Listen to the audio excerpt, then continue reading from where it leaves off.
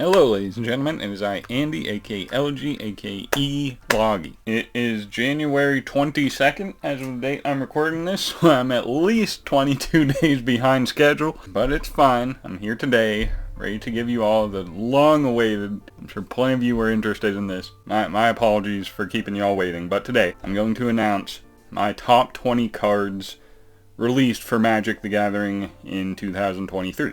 I did this last year using Arena as like the visual department, but that computer with Arena installed on it, it's rendering right now, it's busy, I don't want to touch it, and I don't know if I'm going to have another opportunity to record this video, so I'm just going to record it now so I don't fall even further behind. Anyway, I believe last year I did a top 10 with maybe some honorable mentions, but this year was actually a lot harder. Maybe it was because I was playing more, but I don't think I was. I don't know what the deal is, but I guess I just like more cards this year than last year, because it was hard narrowing down even the top 20. So I guess in an effort to not make this video too long, I'll just start, beginning with number 20, at which I have Etali Primal Conqueror, I think the name is. I'll probably put a picture of a card on screen somewhere, covering up woo here. But yeah, number 20 is Etali.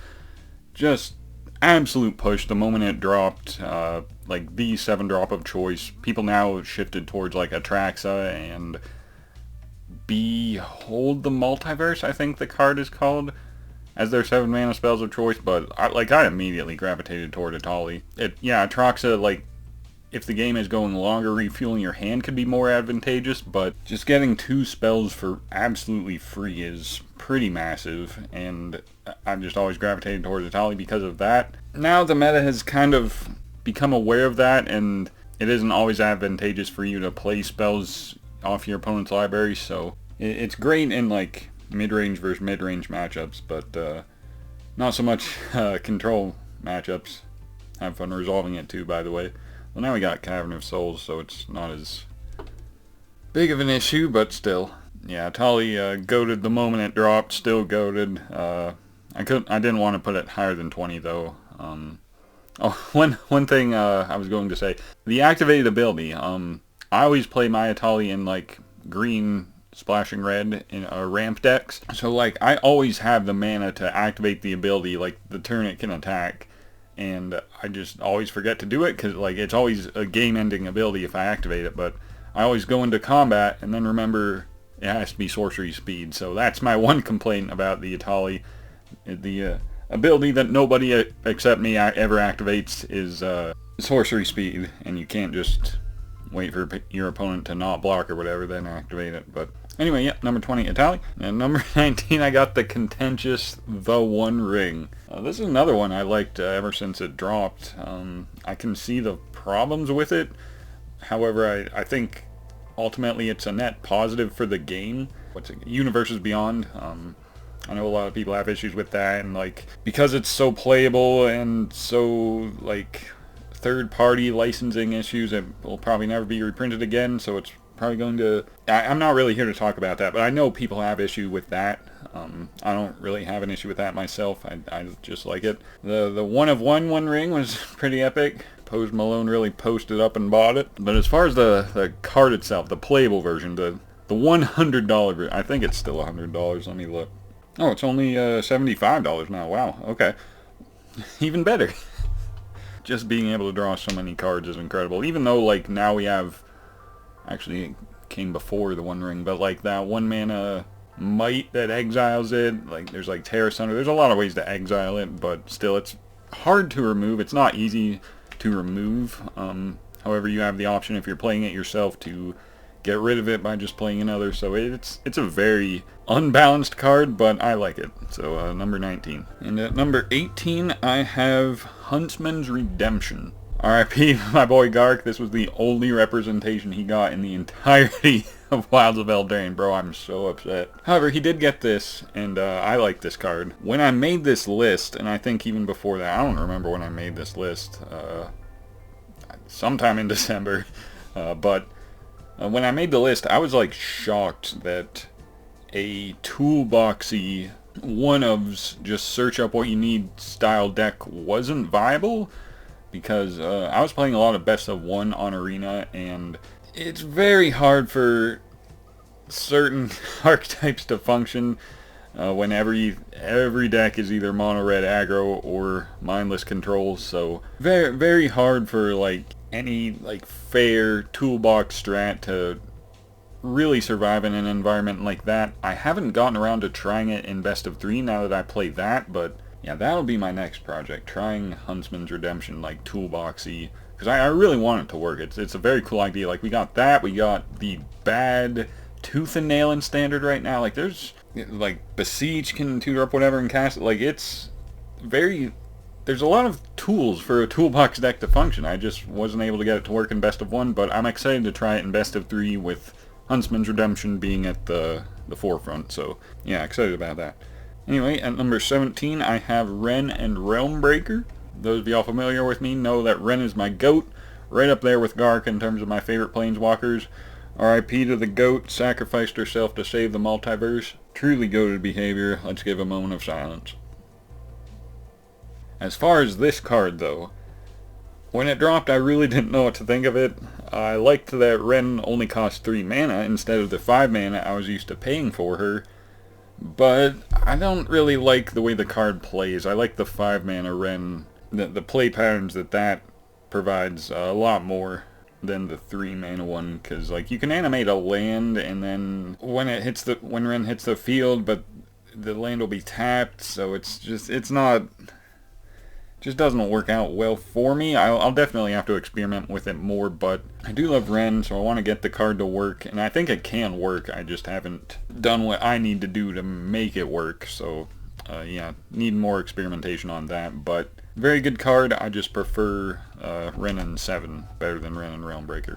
Speaking of Realmbreaker, at number 16 I have Realmbreaker, the Invasion Tree, I think it's called, the 3 mana artifact that you can pay 2 and tap it to make your opponent mill 3, and then you can steal a land out of their yard.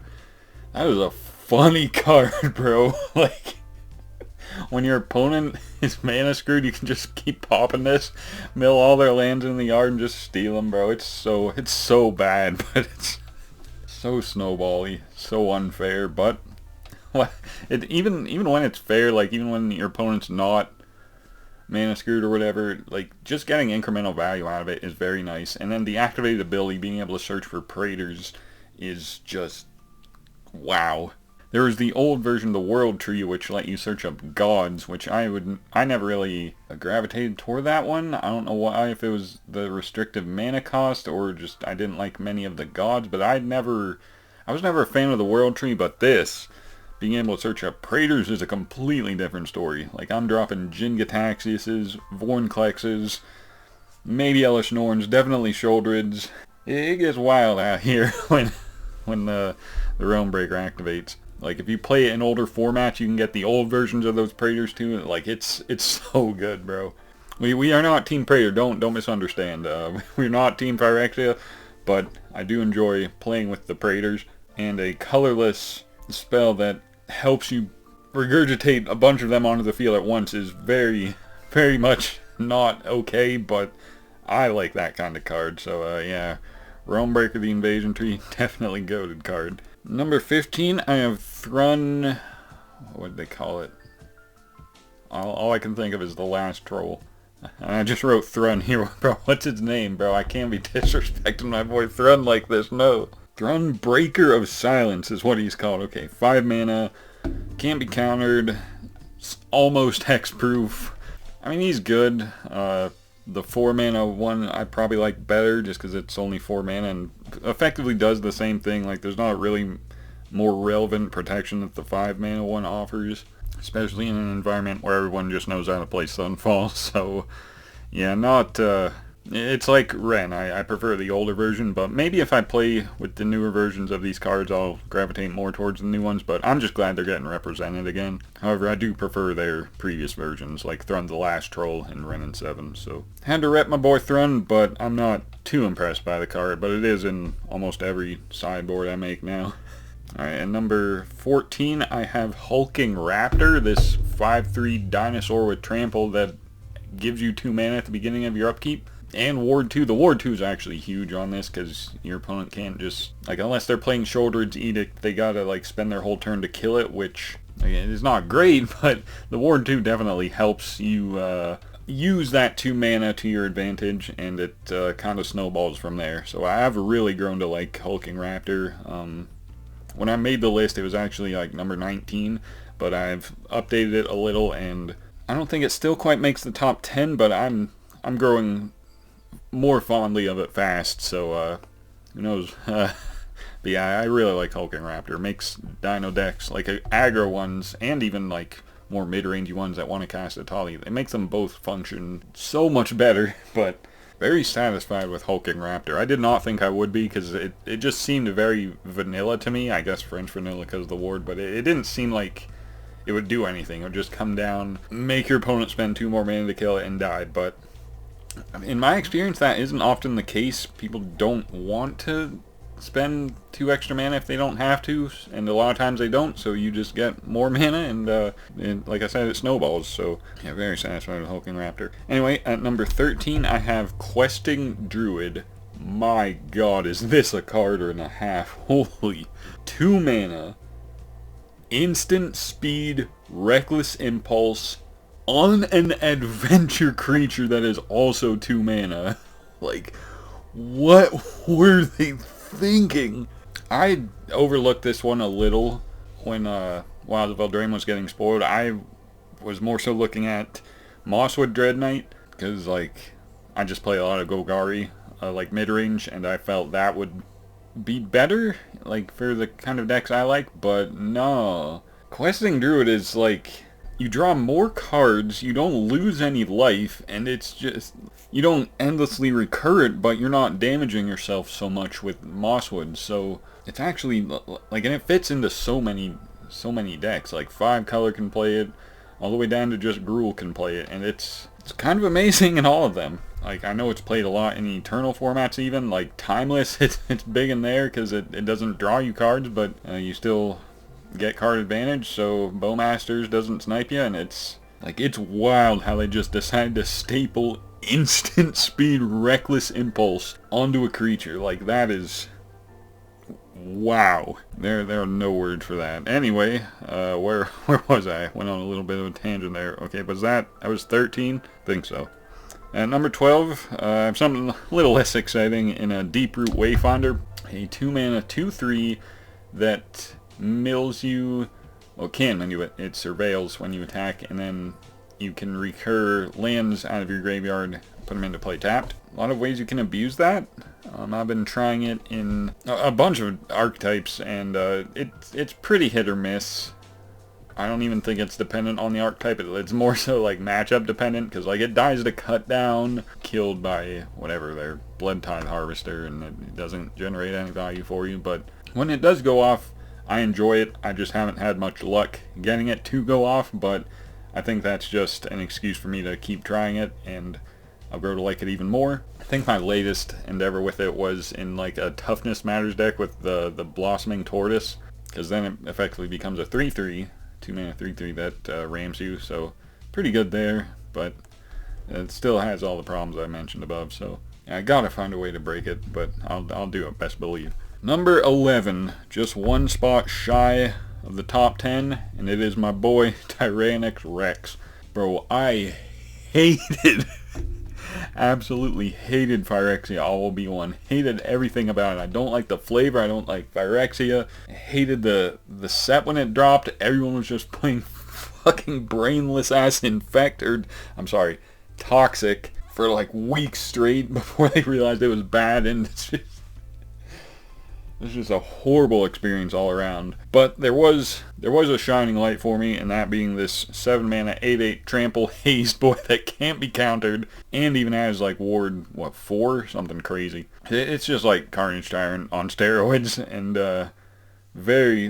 it's so good. Like, haste is way necessary in an environment like Standard with so much control. Like, I remember when I was playing best of 1, I would just in ramp decks. I would just throw 4 of these in my ramp decks as my win condition, because just in case you run into control, you need something to not just outright lose and have your time wasted, but Now that I'm playing best of 3, I think it's more of a sideboard option, but it's still just so solid all around. Like, it's even a dinosaur, so it goes in all my dumb dino decks. But even aside from that, it's standalone, it's so good. It really made my board Carnage Tyrant. No, wait, Carnage Tyrant's only 6, right? 6 mana, 7/6. So yeah, for 1 more mana, you get haste, which is pretty invaluable, in my opinion, especially in current standard. So, yeah, my board barely missed out on the top 10, but had to give a shout out to Tyrannix Rex. But now, ladies and gentlemen, we've done it. We've made it to the top 10. I've been recording for over 20 minutes, so let's not slow down the pace, even though I'm probably going to since it's the top 10. I might have more to say about these cards. I don't know. I made this over a month ago, so let's just try to get this video done in under an hour. Okay, number 10, I have another 7 mana green spell. I'll let you try to guess what it is real quick. And y'all probably already know what it is. It's Nissa. Was this? I think this was also in Pphyrexian All Be One. Did that set really have 2 7 mana green mythics that I like and nothing else? I think so. Huh. When I'm not fighting a control opponent that can counter my Nissa, I think Nissa is just better than Tyrannix Rex. I made like a mono green aggro deck in standard, and Nissa is my top end. You can play her for 5 mana. She'll enter with 3 loyalty, but then you can keep making Phyrexian Beast tokens every turn and upticking her and getting value out of that. Or just minus her and destroy artifacts and enchantments. Whatever you gotta do. But once she hits the 7 mana and you have all forests, it's pretty game ending. So I remember like back in the day when All Be One dropped. I remember when All Be One dropped, I was trying to cheese Nissa with fight rigging. I wasn't abusing the ultimate because I was casting this on like turn 4. So even though I could ultimate her because she entered with all her loyalty, I didn't want to do that because I didn't have enough forests in play to really get value out of that. So I just kept making like 8/8, 9/9 Phyrexian Beasts on turn 4, 5, 6, so that was fun. But I think she fits much better in like aggressive decks where that overrun ultimate just really backbreaking for opponents. I hate that my girl Nissa got Phyrexianized, completed. Her card is amazing, so I will use it. I think she's back on the good side now, but yeah, RIP for my girl Nissa. They really fucked around and made her even more insane than her 5 mana Shakes the World version. That version's probably still more playable though, I don't know, just because it's 2 mana cheaper. But you can also play this one for only 5 mana, so yeah, Nissa easy top 10. Number 9, I have another contentious entry here. I have Up the Beanstalk. Banned in Modern, I know. People hate it in Modern because they were just cheesing with the Evoke Elementals, getting like 5-for-1s, and it was not a fair card in that environment. In Standard, it's not really fair because specifically because of Leyline Binding. I think that's actually the problem, but I digress. Yeah, Up the Beanstalk is a wild card, and before like it really took off, like people were wanting it banned in Modern, yeah, before all that, I was using it in Standard, like just as a way to outvalue my control opponents. Like I'd play it onto opponent couldn't counter it. They countered my turn 5 spell, my turn 6 spell, but I was cantripping throughout all that, so I actually got more card advantage fighting control opponents just by playing the game. Like, they would run out of counters and cards in their hand while trying to counter me, but because I had an Up the Beanstalk and just kept slamming like foreign clicks, Titania's Command, just like powerful 5 and up cost spells, and my opponent had to counter them, I just kept cantripping and eventually ran my opponent out of fuel and did what my deck needed to do, and I won, and it felt fair. Like, it felt like I was punishing my opponents for playing what they were playing, which was just waste your opponent's time, control, and counter all their stuff, and it felt rewarding. Then the degenerate shit started happening where people were like evoking shit, drawing cards, not 2-for-1ing yourself by evoking it, playing it with Leyline Binding and getting 2-for-1s there, and now it's definitely a contentious pick. I can see why people hate the card, but playing it fairly in mono green is not, I don't think it's contentious. I think it's just a solid option that punishes opponents that just try to like counter all your shit, 1-for-1 all your shit, but eventually you'll you'll outpace that. And that's what I elected to do with it, and that's what got me to like the card so much. So yeah, I understand if you disagree with my Up the Beanstalk pick, but I like it, so yep, number 9. Alright, and number 8, we got another green card. Bro, how many cards on here are green? Quite a bit. Okay, so be forewarned, most of this list is green, but y'all probably already knew that because that's pretty much all I play on the channel. But anyway, number 8, I have Invasion of Zendikar. I love ramp. Is that an I love lamp reference? No, but I love ramping. Rampant growth is not legal in standard, though we have some... We have like a bad version that only lets you get forests. Cultivate is not in standard. We got Topiary Stomper though. But Invasion of Zendikar like really pushes you forward. Like if you can play Invasion on 4, you can play a 7 mana spell on turn 5. And if you get it out even earlier, like if you get your Invasion down on turn 3, yeah, Zeus's was the way. So it is possible to get Invasion down on 3, and if you draw a land, you can get up to 7 mana on 4. Yeah, that's the one right there. But yeah, kind of like Up the Beanstalk, the domain 5-color nonsense has kind of adapted the invasion, and now it's associated with just degenerate ramp into Atraxa, and I can understand the contention.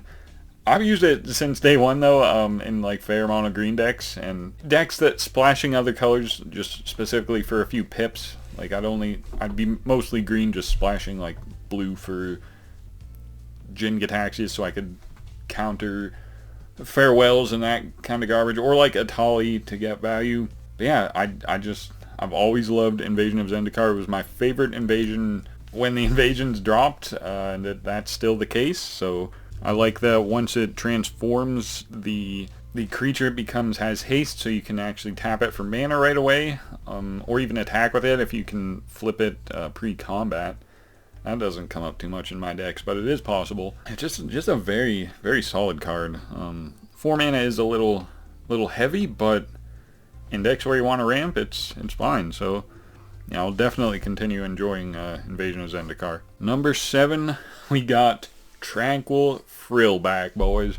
Another 3 mana dinosaur that when it came out, I was like, alright, this is competing with Stomper. This thing has no chance of ever seeing play in my decks. Then I started playing Best of 3. And my lord, is this thing just an auto-include in any green deck, in my opinion. It's helpful versus graveyard garbage. It's helpful versus aggro, like mono red. It's helpful versus artifacts and enchantments. And it's just a fair creature. 3 mana, 3/3. So I think putting one copy like in main deck and 3 more in the sideboard is correct for green decks going forward. Previously, I think last year, Terra Sunder was like the ultimate, just you play 4, you play 1 swamp in your deck and like a Stomper to tutor it up so you can exile anything. Frillback is almost that level of versatility just because of all it can do for you, like in regards to holding off whatever it is your opponent wants to do. Like I think my philosophy for how I deck build has shifted. So, and don't get me wrong, I still love Terra Sunder, but Frillback going forward, I think like you don't lose anything for playing a copy of it in your deck, but having 3 extra copies on your board is very solid, and I will definitely, like I said, continue to do that going forward just because it's so good. Like gaining 4 extra life versus mono red aggro when they completely empty their hand to try to take you out, it's so satisfying. And then you have the blocker there, and same thing for exiling graveyards when they're just trying to mill themselves for like a 20/20 Somnophage or whatever, and hitting enchantments is always great. So yeah, very solid pick here. Surprised it's only 7 actually, but yeah, let's keep it going. And number 6, I have Horned Lockwhale, this bad boy from Wilds of Eldraine. When the set came out, like initially I definitely overlooked it, but after about a week I was like, wait a minute, there's a 2 mana removal option in blue that is also a creature. Like it's just like Questing Druid. They stapled a super pushed instant speed version of an effect you would want in your deck. In this case, 2 mana blue removal. Just get it out of there, put it on top of their deck so they have to draw it again and pay for it again. Like that's that's insane on its own, but then just staple it to a 6-mana flash beater like that. Wilds of Eldraine is insane, bro. I remember making like just Simic like value, and this was back when I played best of one, admittedly, and everyone was just playing mono red, so being able to interact early game and like bounce their Monastery Swiftspear back to their deck after they made it like a 3-4 on turn 2 or whatever. So saving yourself 3 damage is nice, and like I said, they gotta draw it again and pay for it again. It's not so nice when mono red all their creatures have haste, but still, it's a very solid option, and like I'm still in disbelief about that and Questing Druid, just how efficient of cards they are, because they have the good instant effect that you would play in your deck anyway, just stapled to a creature that you can play later. It is astonishing.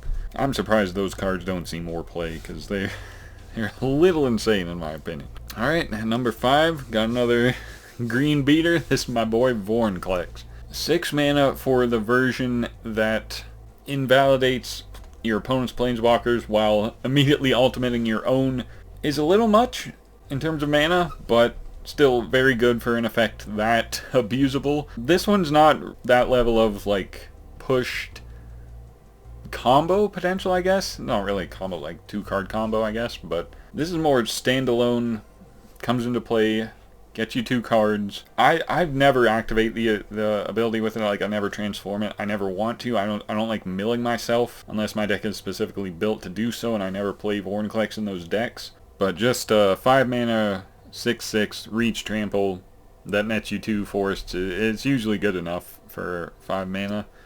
So I usually play it, and I enjoy it. I will have to check out the backside eventually, though, because that is something I don't think I've ever done it. I don't think I've ever classed, what's it called, the Grand Evolution or something? Yeah, the Grand Evolution. Mill 10, put up to 2 creatures on the battlefield just so they can get farewelled. Distribute 7 1/1 counters on all your creatures that got farewelled, and then creatures gain pay 1, and then fight a creature you don't control while your opponents don't play creatures, and if they do, they just got farewelled 2 turns ago, so it doesn't matter. So yeah, that's probably why I've never activated the Grand Evolution, just because it's such a sweeper heavy format. But yeah, I still like Vorinclex enough so that maybe it wouldn't still be top 5. Yeah, maybe it would. Yeah, probably. Yeah, I think it would be. Okay. Anyway, moving on to number 4, I have a non-green card. This is actually a white card. It is the only white card remaining, so I'll let y'all guess what it is.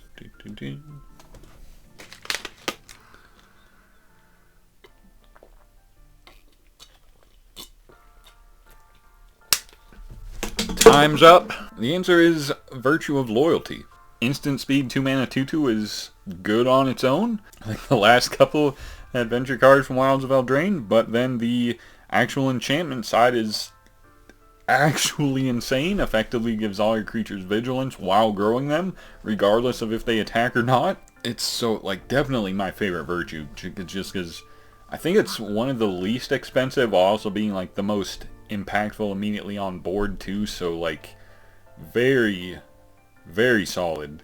Like, I keep going back to the fact that the instants on all these permanents are like, they're cards you would play anyway. Like, we have like what, Resolute Reinforcements, 2 mana 1/1 that gets you another 1/1. This is like a 2 mana 2/2, so like they're just cards you would play anyway, but then just have this bomb stapled to them that you can cast later. It's incredible, and yeah, Virtue of Loyalty, easily my favorite virtue.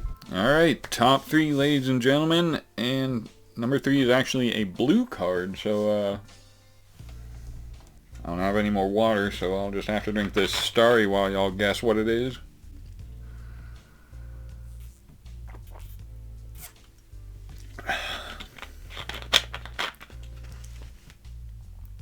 Did y'all guess yet? Probably not, but there's a possibility you did. It is actually Tishana's Tidebinder. I completely overlooked this when Ixalan was coming out. I only found out about it when I was trying to make a flash deck for Explorer, and I'm like, okay, what is flash? What is flash? I turned on the not collected option on Arena and saw a Tidebinder there, and it's like, huh, That's actually wild. So I immediately crafted 4 of them, and been playing it a lot in like all formats it's legal in, and it's about as good as you'd expect. Being able to stifle anything is great on its own, but there's a hidden line of text there that I've overlooked many times because it hardly ever comes up, but it says, if an ability of an artifact, creature, or planeswalker is countered this way, that permanent loses all abilities. All abilities. Just want to stress that. For as long as Tishana's Tiebinder remains on the battlefield. Not till end of turn. Not if the ability had anything to do with what you countered. Just all abilities until it leaves the battlefield. That is a pretty wild-ass sentence to not be aware of because it comes up so infrequently. Like a game-ending degenerate sentence when you don't know that's what it does. Just the stifle on a flash 3/2 I thought was great, but that additional line is... Card's already $22 though, so rip. Probably not many in existence. Unfortunate, but still a very, very good card. One of my favorites. I'll get my use out of it on Arena so I won't have to play it IRL. Okay, we've made it to the top 2. Next card is a green card, believe it or not. Yeah, let's do the guessing game again. Bro, I don't want to really drink that Starry right now. It's a little too fizzy. This expired November 20th of last year.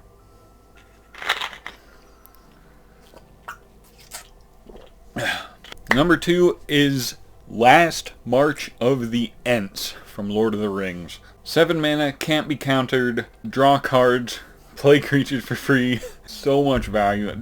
Just the phrase alone. If I see a spell that says this can't be countered, it immediately goes up in value in terms of what I think is a good card. Because Arena has convinced me all players know how to do is play counter spells. But still, the effect is ridiculous if you have any kind of board presence whatsoever, which you probably do if you're playing green. Only bad thing is it's a sorcery, so they can remove, like, if you only have one creature. It's not a good card to play because it can be a 2-for-1 then, because you need to draw at least one card off of it to go card neutral. But if they kill your only creature in response, you just pay 7 mana to put a card in your graveyard. I guess you can dump any cards in your hand onto the field, but paying 7 mana and going down a card for that is not not what we would call worth it. So you gotta be careful when playing with it, but I think the inability for it to be countered kind of balances that out. I think so anyway. I think it's worthy of number 2 spot. I gotta make a deck in Modern with it because I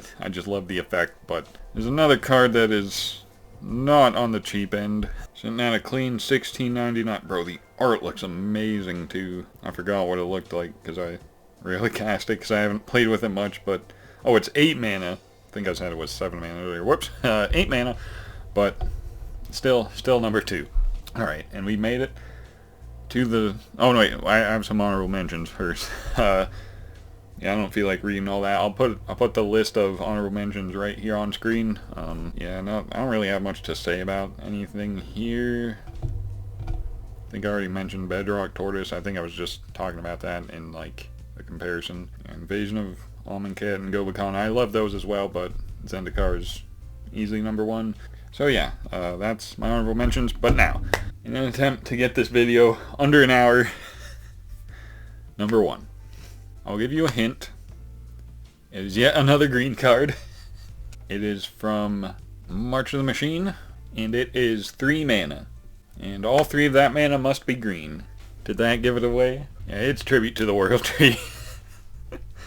As much as I didn't like the actual card, the World Tree, I like what it does in the lore, and I really love this card. It's like almost a Great Henge. If your creatures are big enough, it's like just a Great Henge that doesn't tap for mana or give you life, but the ability to make your small creatures bigger, I think, balances that out, and it's not a ridiculous amount of mana if you don't have powerful creatures. I think this actually has more diverse homes. Like, you put this in, like, low-cost, like, aggro decks, especially, like, token decks, because unlike... Yeah, Henge does not work with tokens, but Tribute to the World Tree does. So if you make, like, a bunch of tokens with Awaken the Woods, which I've done on video, they enter with 2/1/1 counters, so those 1/1s you just made become 3/3s. Definitely got some board presence because of that.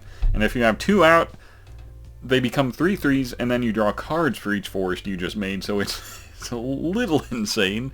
Tribute to the World Tree, just the engine for all of that. And just so much more, like so much value, so much good stuff, and one that I surprisingly haven't played a lot with, which I will definitely have to remedy. Yeah, I will be playing more with Tribute to the World Tree. Yeah, let's fix that. Let's do everything I mentioned I wanted to do in this video, which I already forget, but by the time I edit the video in 2025, I'll have remembered, so it'll be good. Okay. So that was my list. Hopefully I'll get this all edited and uploaded by the end of January, so I'm not too far behind, but that's a big ask, so we'll see. Anyway, I'm going to get on out of here, so thank you guys for watching. Be sure to subscribe if you want to see more Magic content, and more dank content in general. But until then, thank you for watching, and have a good day, guys.